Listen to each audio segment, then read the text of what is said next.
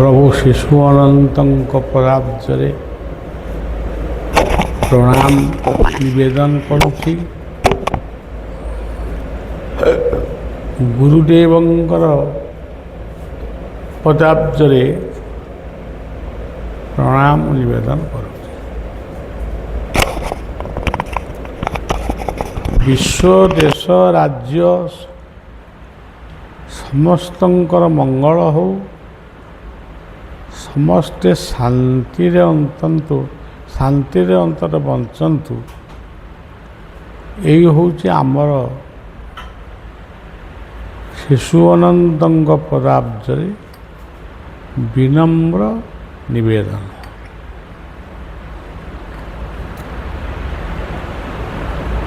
एठी गोटे प्रार्थना कला बेले गोटे पद तुम गाइल, किंतु से पदटी खाली गाइले हबनी। पदटीर अर्थटी को जदि आमे ठीक भाव में बुझिबा ताहले पद से पदटी सेठी सार्थक हो। गुरु कृष्ण हेले कृष्ण, कृष्ण रुष्ट हेले गुरु राखी बारे बारे। गुरु रुष्ट हेले कृष्ण राखी बारे बारे। जदि केतेबेले जीवन रे आमे इष्टंक पाखरे अपराध करू, इष्ट अपराधी हो, से कथाटा जदि गुरु को आमे जणु बा आमे प्रार्थना करू, प्रभु गोटे काम करू करू गोटे इष्ट अपराध हो जाए, अर्थात गोटे भूल आमे कर देइछु।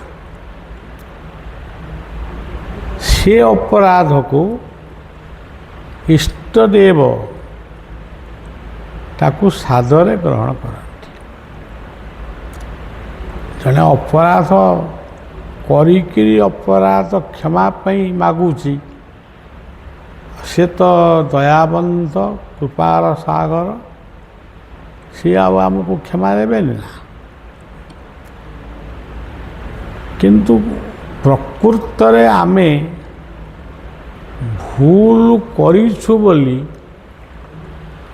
गोटे स्वतंत्र भावना भी दरकार। प्रकृत रे आमे जीवन रे इष्ट अपराध करिछु। जदि आममानकर मनरे जदि सेई भावना न रहिबो ताले इष्ट आमको अपराध विमुक्त केमिति करिवे।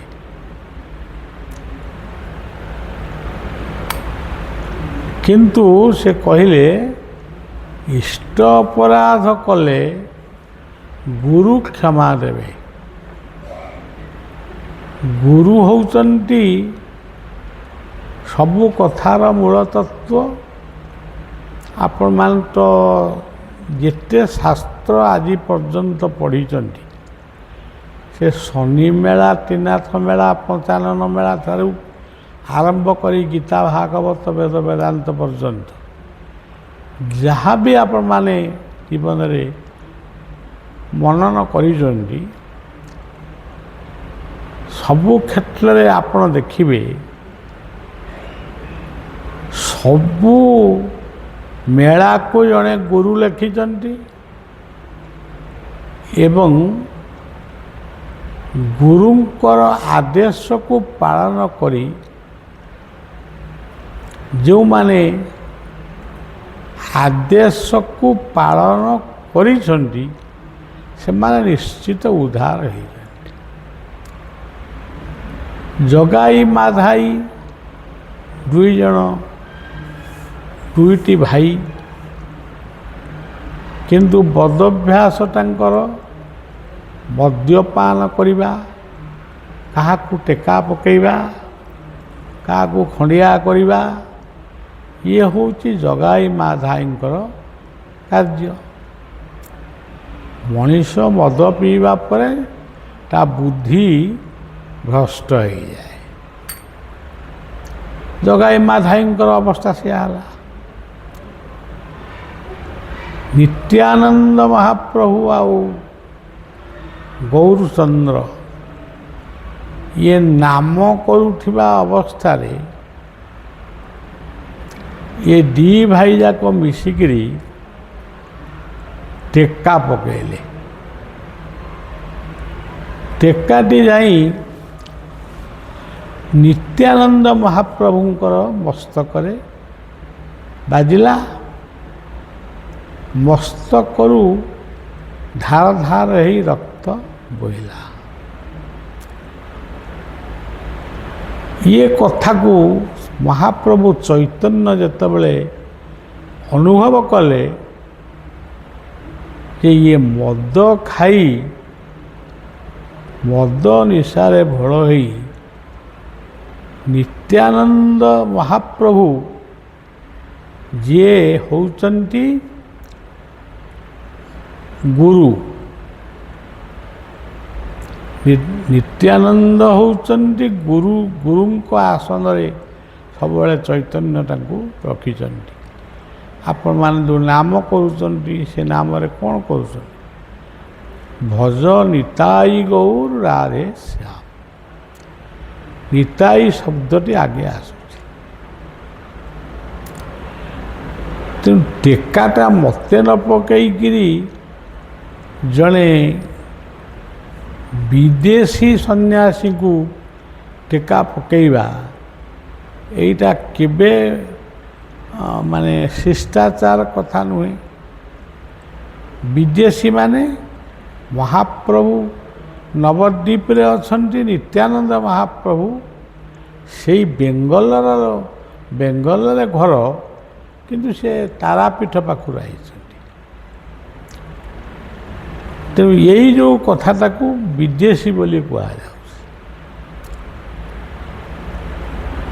ଆଉ ଗୋଟିଏ ବିଦେଶୀର ଅର୍ଥ ହେଉଛି ଆମ ଘର ଯେଉଁଠି ହେଇଥାଉ, ଯେଉଁ ଜିଲ୍ଲାରେ ହେଇଥାଉ, କିନ୍ତୁ ଆମେ ଯାହାଙ୍କୁ ଗୁରୁ ବୋଲି ସ୍ୱୀକାର କଲେ, ଗୁରୁଦେବ ବୋଲି କହିଲେ, ସିଏ ହେଉଛନ୍ତି ଆମର ବିଦେଶୀ। ବିଦେଶୀଙ୍କୁ ଯେମିତି ଗୋଟିଏ ବିଦେଶୀ ଯଦି ଆମ ଘରେ ପହଞ୍ଚେ, ଆମେ ତା'ର ସେବା ଯତ୍ନ ଅତିଥି ପରିଚର୍ୟା ଯେମିତି କରୁ, ସେମିତି ଗୁରୁଙ୍କୁ ବା ଜଣେ ବିଦେଶୀ ସନ୍ଥଙ୍କୁ ଯଦି ଆମେ ଅବମାନନା କରୁ, ସେଠି ଇଷ୍ଟ କେବେ ହେଲେ ଆମକୁ ମୁକ୍ତି ଦେବେ ନାହିଁ। ଦଣ୍ଡ ବ୍ୟତୀତ ସେଠି କ୍ଷମା ନାହିଁ। ତେଣୁ ମହାପ୍ରଭୁ ଚୈତନ୍ୟ ଭୀଷଣ ଭାବରେ ବ୍ୟତିବ୍ୟସ୍ତ ହେଇ ସିଏ ଡାକିଲେ। କାହାକୁ? ସୁଦର୍ଶନ ଚକ୍ରକୁ ଡାକିଲେ। ଚକ୍ରବର ସୁଦର୍ଶନ ଯୁଗ ଯୁଗ ଧରି ଭଗବାନଙ୍କ ପାଖରେ ଅଛନ୍ତି। ଚୈତନ୍ୟ ନିତ୍ୟାନନ୍ଦ ଭଗବାନଙ୍କ ଅବତାର ବୋଲି ସେ ପର୍ଯ୍ୟନ୍ତ କେହି ବି ଜାଣିନାହାନ୍ତି। କ'ଣ ଦୁଇଟି ପିଲା ସଂସ୍କୃତ ଟୋଲରେ ପଢ଼ୁଥିଲେ, ଏମିତି କ'ଣ ଗୋଟେ ନାମ କୀର୍ତ୍ତନ କରୁଛନ୍ତି, ଆଉ ଏଇସବୁ କଥା ଏମିତି ଲୋକ ତାକୁ ଗୋଟାଏ ଅତି ଶସ୍ତା ଭାବରେ ଗ୍ରହଣ କରୁଥିଲେ। କିନ୍ତୁ ଆଜି ସେଇଦିନ ହିଁ ଅନେକଙ୍କ ମନରେ ଆସିଲା, ମହାପ୍ରଭୁ ଚୈତନ୍ୟ ଯଦି ଅବତାର ପୁରୁଷ ନୁହନ୍ତି, ତାହେଲେ ତାଙ୍କ ଆହ୍ୱାନରେ ସୁଦର୍ଶନ ଚକ୍ର କେମିତି ଆସିଲା? ତେଣୁ ଇଏ ନିଜେ ସ୍ୱୟଂ ନାରାୟଣ। ସୁଦର୍ଶନ ଚକ୍ର ଯେତେବେଳେ ଆସିଲା, ତାଙ୍କୁ ମହାପ୍ରଭୁ ଆଦେଶ ଦେଲେ ତା ମୁଣ୍ଡକୁ କାଟ। ସିଏ ନିତ୍ୟାନନ୍ଦ ମହାପ୍ରଭୁଙ୍କ ପାଖରେ ଯେଉଁ ଅପରାଧ କରିଛି, ସେ ଅପରାଧ ପାଇଁ କେବଳ ଦଣ୍ଡ ହେଉଛି ତା ମୁଣ୍ଡକୁ କାଟ। ଯେତେବେଳେ ମୁଣ୍ଡକୁ କାଟିବା କଥା ଶୁଣିଲେ, ସେତେବେଳେ ଜଗାଇ ମାଧାଇ ସେ ପୁରା ଇତସ୍ତତ ହେଲେ ଯେ ଆମେ ଗୋଟେ ଭୁଲ କରିଦେଲୁ, କିନ୍ତୁ ଭୁଲର ପ୍ରାୟଶ୍ଚିତ ହେଉଛି ଆମର ମୃତ୍ୟୁଦଣ୍ଡ। ଗୋଟିଏ ଭାଇ ଯାଇକିରି ଆଗ ମହାପ୍ରଭୁ ଚୈତନ୍ୟଙ୍କର ପାଦ ତଳେ ପଡ଼ିଗଲା, প্রভু আমাকে ক্ষমা করুন, আমার এই রকম এক ভুল হয়ে গেল, আমাকে ক্ষমা। এই যে কথাটিকে মহাপ্রভু শুনিলে, সে তো ক্ষমার অবতার, সে भी ক্ষমাময়, সে কৃপাময়, সে দয়াময়, সে ক্ষমাময়। সকলে যাও যাও যাও, এ ভুল আর করবে না।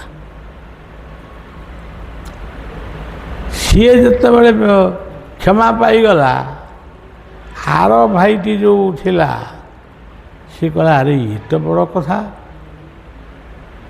ଭୁଲ କରି ସେ କ୍ଷମା ପାଇଗଲା, ମୁଁ ଯଦି କ୍ଷମା ମାଗିବି ମୋତେ ବି କ୍ଷମା ମିଳିବ। ତେଣୁ ମୋଟାମୋଟି ଭାବରେ ଦୁଇ ଭାଇ ଯାକ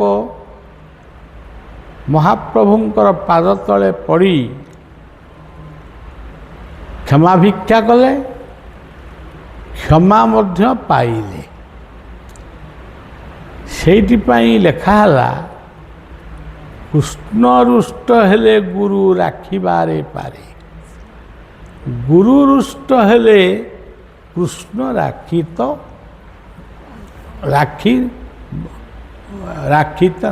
ନା ପାରେ। କାହିଁକି ଲେଖିଲେ?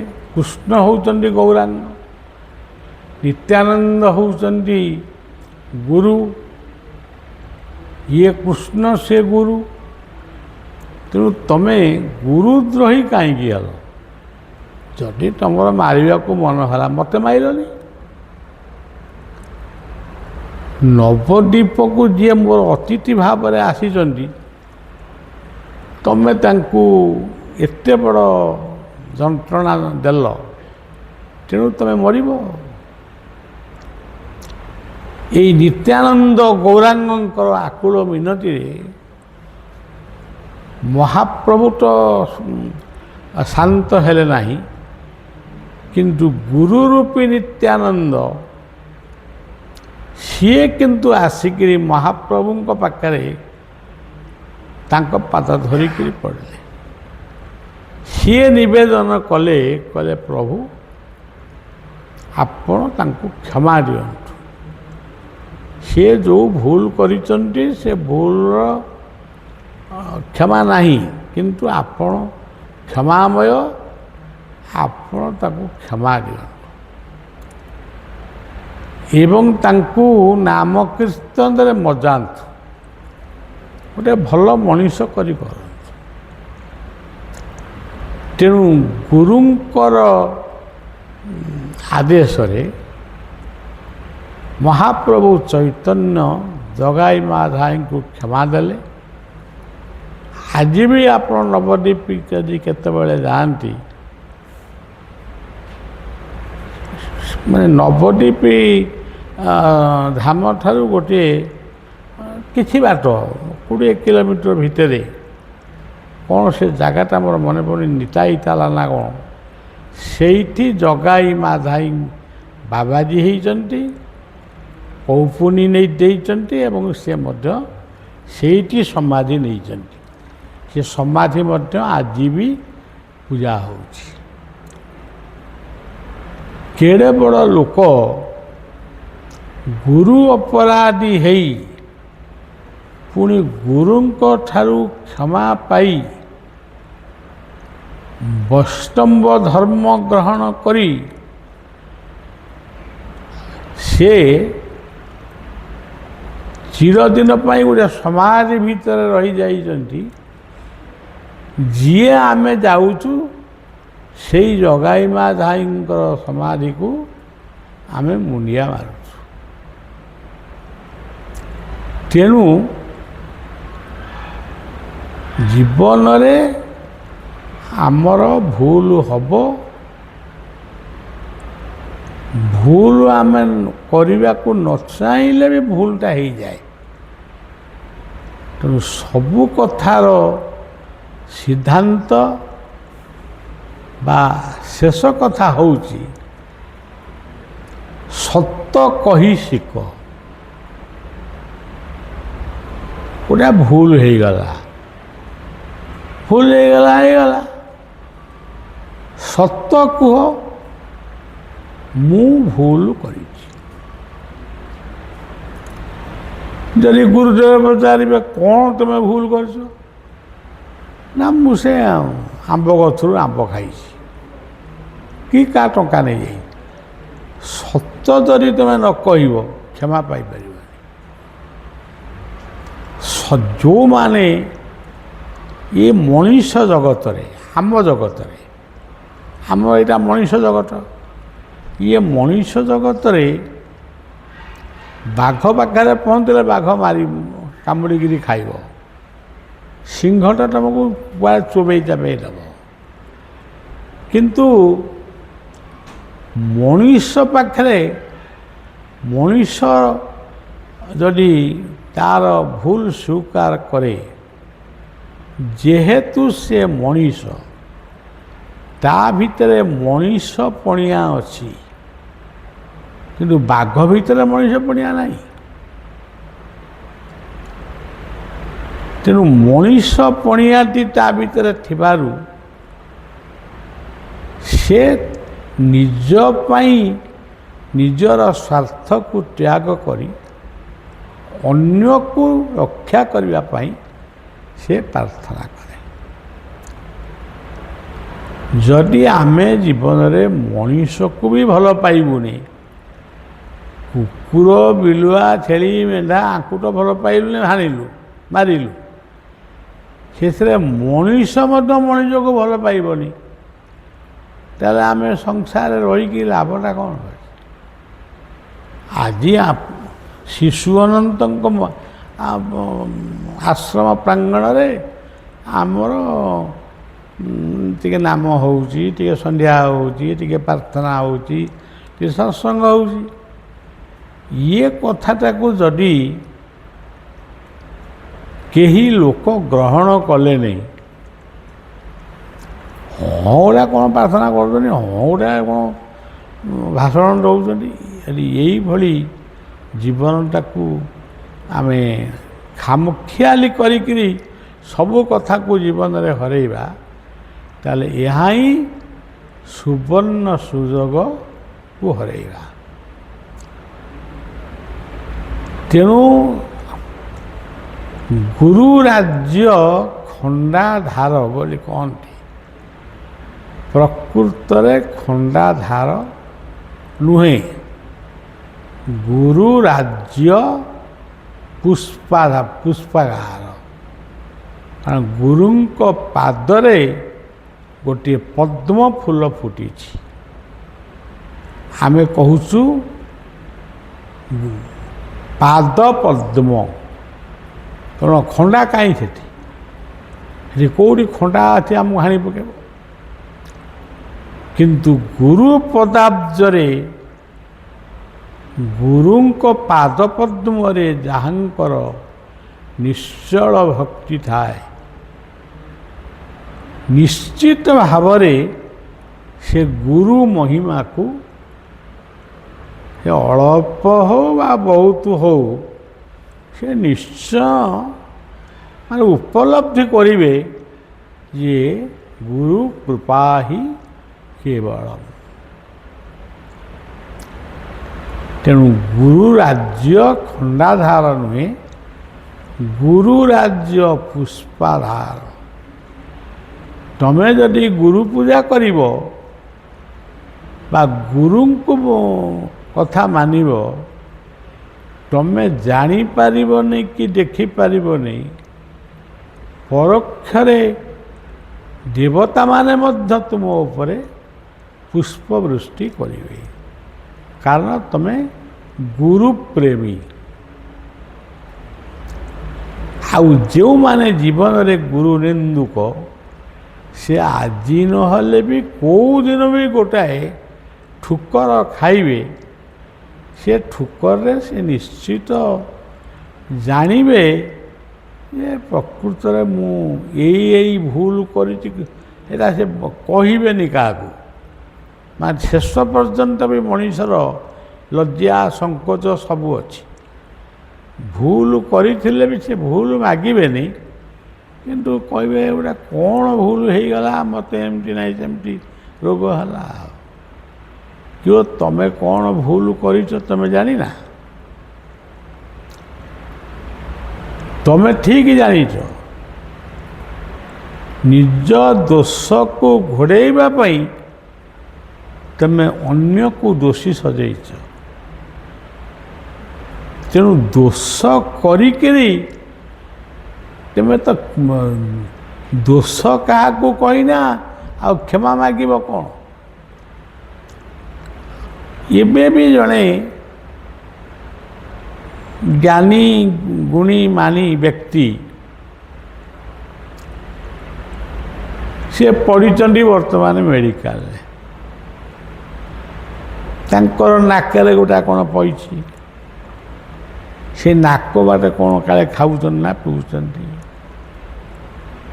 କାଲି ମୁଁ ସେ କଥା ଶୁଣିକିରି ମୋର ମନଟା ଅତି ଖରାପ ହେଇଗଲା। ମୁଁ ଗୁରୁଦେବଙ୍କୁ ଅନନ୍ତଙ୍କୁ ପ୍ରାର୍ଥନା କଲି, ଯଦି ବି ସେ ଜୀବନରେ କିଛି ଭୁଲ କରିଛନ୍ତି, ହେ କ୍ଷମାମୟ, ତାଙ୍କୁ କ୍ଷମା ଦିଅ। ଜୀବନ ହାଟକୁ ଆସିଥିଲେ ହାଟ ସଉଦା କରିବା ପାଇଁ, ହାଟ ସଉଦା ନ କରିକିରି ଗୁଡ଼ାକୁ ଗଞ୍ଜେଇ କିଣିକିରି ଘରକୁ ଗଲେ। ଆଉ ତେଣୁ ଇଏ ଲୋକଙ୍କୁ ଆମେ କହିବା କ'ଣ? ତେବେ ହାଟ ସଉଦା କରିବାକୁ ଯାଇଥିଲ, ଗୁଡ଼ାକୁ ଗଞ୍ଜେଇ କ'ଣ କିଣା ହେଲା? ତେଣୁ ହୀନ ସଙ୍ଗତେ ହୀନ ଗତି, ହସି କହନ୍ତି ଯଦୁପତି। ଏଇ ଆଶ୍ରମର ଯେଉଁ ସ୍ଥିତି ଥିଲା, ତୁମେ ଆଜି ତାକୁ କଳ୍ପନା ବି କରିପାରିବନି କ'ଣ ସ୍ଥିତି ଥିଲା। ସେ ସ୍ଥିତିଟାକୁ ତୁମେ ଆମର ଆମ ପାଖରେ ତ ଫଟୋ ନଥିଲା, ସ୍ଥିତି କରିବ ରଖିବ କେମିତି? ଏଇଠି ମାଙ୍କର ମନ୍ଦିର, ଇଏ ଥିଲା ନାଗଫେଣିଆ କଣ୍ଟାର ଘର, ସିଏ ଶିଶୁ ଅନନ୍ତଙ୍କ ମନ୍ଦିର, କଣ୍ଟେଇ କୋଳି ସେଠି ନୃତ୍ୟ କରୁଥିଲା, ମାନେ କଣ୍ଟେଇ କୋଳି ସେଠି ଥିଲା। ପଶ୍ଚିମ ଦ୍ୱାରରେ ସାପ ବାହାରୁଥିଲା। ଆଜି ସେଇ ମଣିଷର ଭକ୍ତିରେ, ଦାନରେ ଆଜି ଆମେ ଯାହା ଦେଖୁଛୁ, ତାହା ଆମେ ବିଲକୁଲ କିଛି କରିବୁ। ଯିଏ ଭାବୁଥିବେ ଆମେ ଏଇଟା କଲୁ ସେଇଟା କଲୁ, এটা ତାଙ୍କର ମାନେ ସେଇଟା କ'ଣ, ସେଇଟା ନିର୍ବୋଧତା। କେହି କିଛି ଏଠି କରିନାହାନ୍ତି। ମୁଁ ମୋର ଇଷ୍ଟଦେବଙ୍କ ସମ୍ମୁଖରେ ବସିକିରି କହୁଛି, ମୋର କ୍ଷେତ୍ରେଶ୍ୱରୀଙ୍କ ସାମ୍ନାରେ, ମୁଁ ଦିନେ ବି କୌଣସି ଦିନ, ଆଜିକି 60-70 ବର୍ଷ ବୟସ ପରେ ମଧ୍ୟ ମୁଁ କେବେ ଚିନ୍ତା ହିଁ କରିନି ଏଇଟା ମୁଁ କରିଛି, ସେ ମୋ ଦ୍ୱାରା ହେଇଛି। ଆଉ ଯେଉଁଦିନ ସେଇ ମୁଙ୍କାରଟା ମୋ ଭିତରକୁ ପଶିବ, ସେଇଦିନ ନହେଲେ ବି ତାର କିଛି ଦିନ ପରେ ମୁଁ ବି ମୋ କୃତକର୍ମର ଫଳ ଭୋଗ କରିବି। ଘରଟିଏ କରିବା ପାଇଁ ଭକ୍ତମାନେ ଆସୁଥିଲେ, କେଉଁଠି ରହିବେ? ରହିବା ପାଇଁ ତ ଆମର ଥିଲା ହାଟ ଚାଳିଆଟେ, ସେ କ'ଣ ହାଟ ଚାଳିଆରେ ସମସ୍ତେ ରହିବେ? ତେଣୁ ଆମ ଘରକୁ ଆମେ ଯେଉଁ ଘରେ ଜନ୍ମ ହେଇଥିଲୁ ସମସ୍ତେ ସେଇଠିକି ପଳାନ୍ତି, ସେଇଠି ରହନ୍ତି, ସକାଳୁ ପୋଖରୀରେ ଗାଧାନ୍ତି। ଯେଉଁ ବୁଢ଼ୀ ମା ଥିଲେ ନିଶାମଣି, ସିଏ ତାଙ୍କୁ ମାନେ ପଖାଳ ଫଖାଳ ଖୁଆଇ ଛାଡ଼ନ୍ତି। ଏଇଠି ଗୋଟେ ଟାଇଲି ଘର ଗୋଟେ କରିଦେବା ଆଉ। ଯେତେବେଳେ ମାଙ୍କଡ଼ ନଥିଲେ ଗୋଟେ ଟାଇଲି ଘର କରିବା। ତାହେଲେ କିଏ ବାଣି କାଟିବ? ମୁଁ କହିଲି ମୁଁ କାହିଁ ବାଣି କାଟିବ? ବାଣି କାଟିବ କିଏ?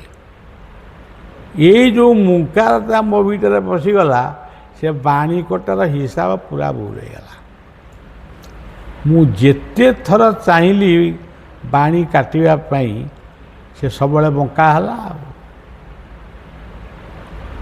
ମୁଁ ଖିଲ ପୋତେ ପୁଣି ଖିଲ ଉପାଡ଼େ। ଆଉ ସେ ଘରଟା ଏଇଠି ଥିଲା, ଏଇ ଫିଟା ବହୁତ ବଡ଼ ଘର।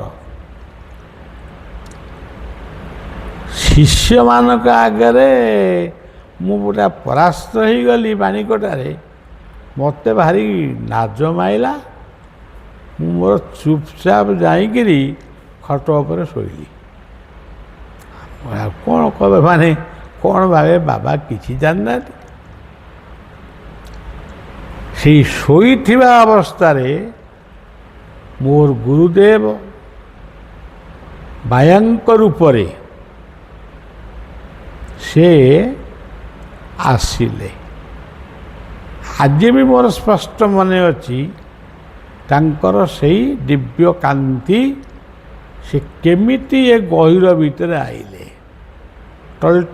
ଟଳି ଆସୁଛନ୍ତି, କେହି ତାଙ୍କ ସାଙ୍ଗରେ ନାହାନ୍ତି।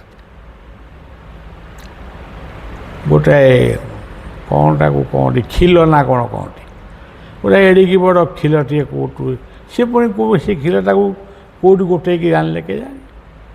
ତାକୁ ଆଣିକିରି ମୋତେ ସିଧା କହିଲେ, ଏଇଠି ଖିଲ ଦିଅ। କ'ଣ ସେଇଟା ଖିଲ ନା କ'ଣ କହନ୍ତି, ଗୋଜ ନା କ'ଣ? ସେ ଯାଉ ସେ ଖିଲଟାକୁ ସେ ସେଇଠି ପୋତି ଦେଲେ।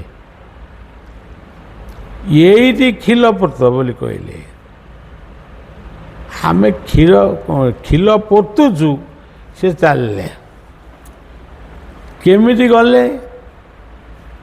ତାଙ୍କର ଏଇ ଯେଉଁ ପାଦର, ଏଇ ଯେଉଁ ଗୋଡ଼ର ଯେଉଁ ପାଦ, ସେ ଦୁଇଟି ଯାକ ପାଦକୁ ଏଇଠି ଛାଡ଼ିଦେଲେ। ଯେଉଁଥିପାଇଁ ସେଇ ପାଦ ପଦ୍ମ ତାଙ୍କ ତୈରି ହେଇଥିଲା ପୂଜା ହେବା ପାଇଁ। ଏଠି କିଏ ଦଣ୍ଡପାତ କରିବା କାହିଁକି କେତେବେଳେ ଦେଖୁନି। ସେ ପାଦ ଦୁଇଟିକି ଏଇଠି ଛାଡ଼ି ଦେଇ, ଏଇ ଯେଉଁ ପାଦ ପରେ ଏଇଟା କ'ଣ ରହିଲା, ଗଣ୍ଠି ନା କ'ଣ ରହିଲା, ସେଇଥିରେ ଛୋଟେଇ ଏଇ ଆଡ଼କୁ କୁଆଡ଼େ ଗଲେ। ମୁଁ ଅନେଇଛି, ଇଏ କ'ଣ ଅଦ୍ଭୁତ କଥା। କ'ଣ ବାଣି କାଟିଲେ, କିଛି ସର୍ବତ ପିଇବା କି ପାନ ଖାଇବା କିଛି ନାହିଁ, ଇଏ କ'ଣ ପଳେଇଲେଣି। ପାଦ ଦୁଇଟା ଏଠି ଥୋଇ ଦେଇକିରି ଗଲେ। ପାଦ ତ ଏଠି ରହିଲା, ସେ ଚାଲିକି ଯିବେ କେମିତି? ଏମିତି ହଉ ମୋ ନିଦ ଭାଙ୍ଗିଲା। ମୁଁ ସେଇ ବିଛଣାରୁ ଉଠିକିରି ମୁଁ ସାଙ୍ଗେ ସାଙ୍ଗେ ଏଇ ପର୍ଯ୍ୟନ୍ତ ଆଇଲି। ସେ ଘରଟା ଏଇଠି ହେଇଥିଲା। ଆଉ ତେଣୁ ମୁଁ ଆସିଲି, ଯେଉଁଟା ସ୍ୱପ୍ନରେ ଦେଖିଥିଲି। ମୁଁ ଡାକିଲି ପିଲାମାନଙ୍କୁ, ଶୁଣ, ଦେଖିଲ ଗୋଟେ ଖିଲ କେଉଁଠି ପୋତା ହେଇଛି କି? ସେତେବେଳେ ତାଳପଦାର ଈଶ୍ୱର, ଆମ ରମେଶ ପରିଜା, ଏଇଭଳି ଯେଉଁମାନେ ଆମର ସେତେବେଳର ଆଶ୍ରମର ବିଶ୍ୱସ୍ତ ବ୍ୟକ୍ତିମାନେ ଥିଲେ ବା କର୍ମୀ ଥିଲେ, ସେଇମାନେ ସବୁ ଥାଆନ୍ତି। ହଁ, ରାଜୁ ଭୂଇଁଆ। ମୁଁ କହିଲି, ଦେଖିଲ ଏଇଠି କେଉଁଠି ଗୋଟେ ଖିଲ ପୋତା ହେଇଛି କି ରେ? ନା ବାବା ତ ଖିଲ ଉପାଡ଼ି ଦେଇଗଲେ, ଆଉ ଖିଲ ପୋତା ହେବ କେମିତି? ମୁଁ ଏଠି ଦେଖୁନା ଟିକେ। କେହି ଜଣେ ଦେଖିକିରି କହିଲା ହଁ ବାବା ଏଇ ଗୁଡ଼ା ଖିଲ ପୋତା ହେଇଛି। ମୁଁ କହିଲି ଦୌଡ଼ାଟା ଆଣିଲ ରସିଟା, ସେଇଠୁ ରସି ପକେଇଲି, ଠିକ ଜାଗାରେ ଯାଇକିରି ପହଞ୍ଚିଲା ରସି। ଏ କଥା କହିବା ଗୋଟେ ମାନେ କିଏ ଭୁଲ ବୁଝିପାରେ, ଟିକିଏ ବି କଣଟ କ'ଣ କ'ଣ କଣଟି ବାଙ୍କ ଟାଙ୍କ କ'ଣ ଏମିତି ସବୁ କଣଟି, ଟିକେ ନଖେ ଖଣ୍ଡେ ବି କ'ଣ କ'ଣ ବି ନଥିଲା, ସବୁ ଏକବାର କ୍ଲିଅର। ଏ ଯେଉଁ ପିଲାମାନେ ମୋର ଥିଲେ ସେ ସବୁ କହିଲେ ବାବା ଏତେ କଥା କରୁଛନ୍ତି, ଏଇ କଥା ପାଇଁ ଯାଇକିରି ଖଟ ଉପରେ ନ ଖାଇ ନ ପିଇ ଶୋଇଦେଲେ। ମୁଁ ଯେଉଁଠୁ ସମ୍ପୂର୍ଣ୍ଣ ବିବରଣୀଟି କହିଲି, ଏଥିରେ ମୋର କିଛି ବାହାଦୁରୀ ନାହିଁ, ଇଏ ଶୁଭ ଦେଇଗଲେ ବାୟା। ସମସ୍ତେ ପ୍ରଣାମ କଲେ। ଇଏ ତ ଗୋଟେ ଗଲା ବାୟା ଖିଲ ଦେଲେ, ବାୟା ପାଦକୁ ଛାଡ଼ିକିରି ଗଲେ। କିନ୍ତୁ ତାପର ଘଟଣା ହେଉଛି ଆସିଲା 82 ମସିହା ବନ୍ୟା। ଯେଉଁ ବନ୍ୟା ଆମ ଅଞ୍ଚଳରେ ସବୁ କିଛି ଛାରଖାର କରିଦେଇଗଲା। ମୁଁ ନିଜେ ବେକେରେ ବେକେ ପାଣିରେ ପଶିକିରି ରିଲିଫ ମଧ୍ୟ ଦେଇଛି।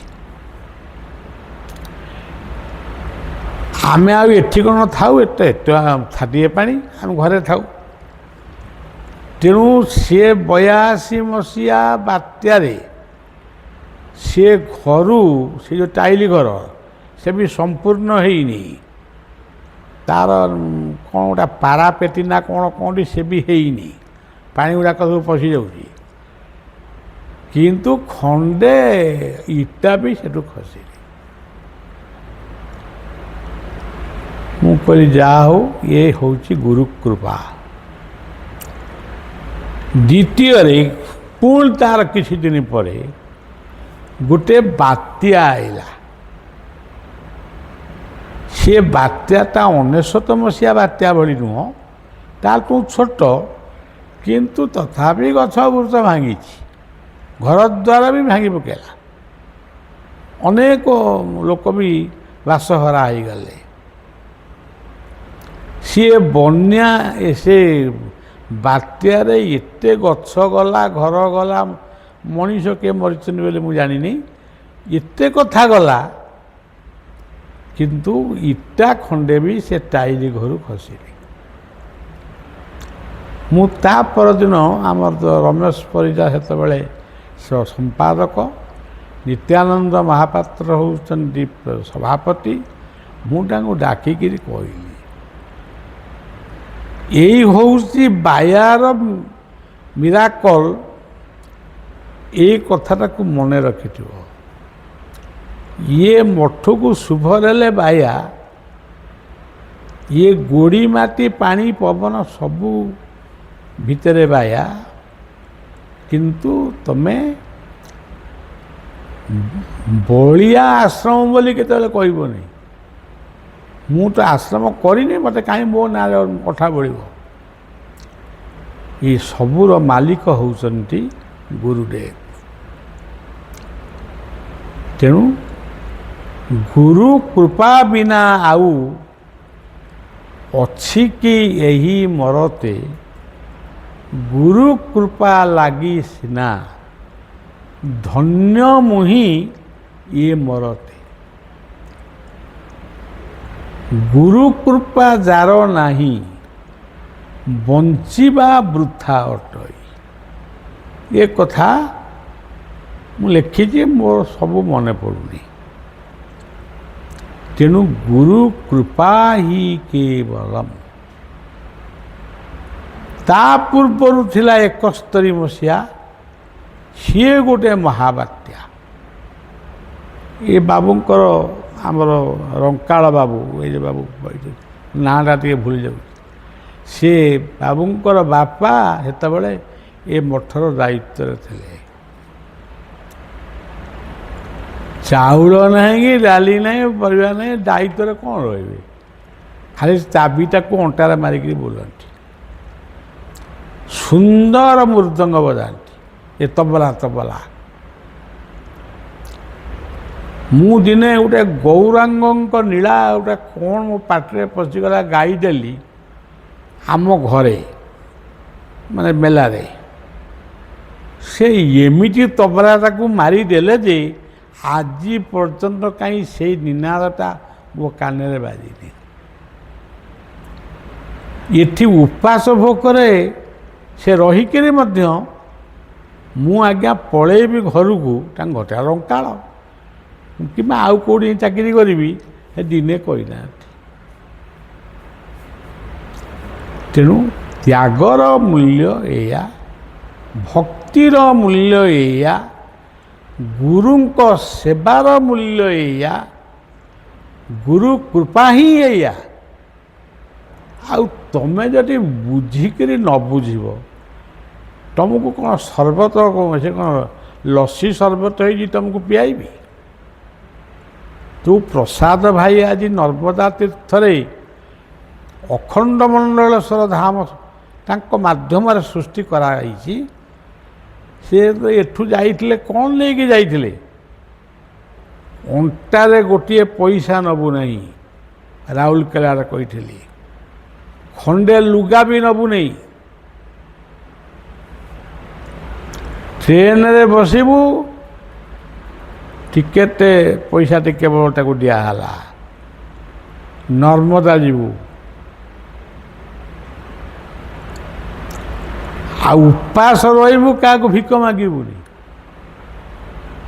ତାକୁ ପଚାରିବ, ସେ ନର୍ମଦାଙ୍କର ମହିମା ଏଭଳି, ସେ ଯାଇ ଏମିତି ଦୁଃଖରେ ରହିଲା, ଉପାସ ଭୋକରେ ରହିଲା, ତାକୁ ଡାଇବେଟିସ୍ ହେଇଗଲା।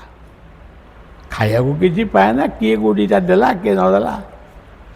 ସେ ପାଠ ପଢ଼ିଛି, ତା ଘର ବି ଜଗତସିଂହପୁର। ସେ ଜଣେ ତବଲାର ମାଷ୍ଟର। ସେ ସେଠି ରହିଲେ, ସେଇଠୁ ପୁଣି ସବୁ ବାହାରିଲା। ଅମୁକ ଜାଗାରେ ଜାଗା, ଜଣେ କହିଲା ମୁଁ ଦେବି, ଅମୁକ ଦେବି। ସେ କିଏ କଲା? ସେ କାହାର କୃପା? ପ୍ରସାଦକୁ ପଚାରିଲେ, ପ୍ରସାଦ ନର୍ମଦାଙ୍କ କୃପାରେ ତୁମେ ବହୁତ କାମ କଲ। ସେ କେବେ ବି କହିବେ ନାହିଁ, କେବେ ବି ତା ପାଟିରୁ ଇଏ ଶବ୍ଦ ଆସିବ ନାହିଁ ଯେ ନର୍ମଦାଙ୍କ କୃପାରେ କି କ'ଣ ଜଗନ୍ନାଥଙ୍କ କୃପାରେ ମୋର ସବୁ ହେଇଗଲା। ସେ କ'ଣ କହିବ? ଗୁରୁ ଯାହା ହେଇଛି ଗୁରୁଙ୍କ କୃପାରେ। ତେଣୁ ଆମେ ସମସ୍ତେ କେମିତି ଜୀବନରେ କେତୋଟି ଦିନ ଏଇ ଦୁନିଆରେ ଆଉ ରହିବା, ଅନ୍ତତଃ ଚେଷ୍ଟା କରିବା ଜୀବନରେ ଗୁରୁ ଅପରାଧୀ, ନାମ ଅପରାଧୀ ହେବା ନାହିଁ। ସେତିକି ଆମମାନଙ୍କ ଜୀବନରେ ଯଦି ଠିକ୍ ରହିଲା, ତାହେଲେ ଆଉ କ'ଣ କିଏ ମାଇଲା, କିଏ ଗାଳି ଦେଲା, କିଏ ଶୋଧିଲା, ସେଥିରୁ କ'ଣ ମିଳୁଛି? ତେଣୁ କଥାଟି ଏଇଠି ରଖିବା, ଗୁରୁ କୃପା ହିଁ କେବଳ।